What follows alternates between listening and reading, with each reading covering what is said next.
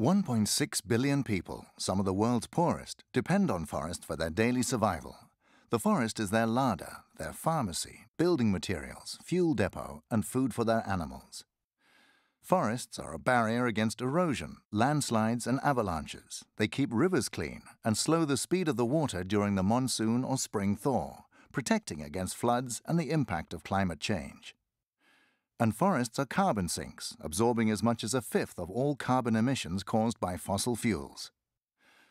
But the world is losing forest areas the size of Greece every year. Illegal logging is part of the problem. The loggers buy off local chiefs or politicians and start clearing the forest.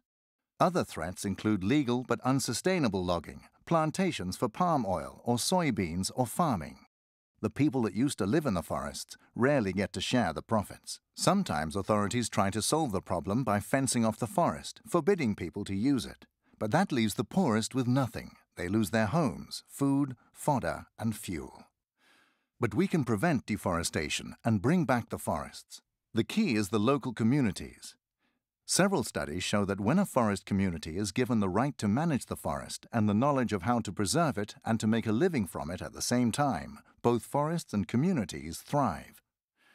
This can only work if authorities, local, national, and international, recognize the rights of the communities and pass laws that ensure that everybody should have their say and their share. In a growing number of countries, this is already working. Hillsides that were barren are now green again. Local people have learned how to manage the forest, and at the same time, old patterns are changing. In communities where women, ethnic minorities, and the most marginalized people did not have a say, they are now aware of their rights and they voice their opinion. By giving rights to the poorest, we benefit all.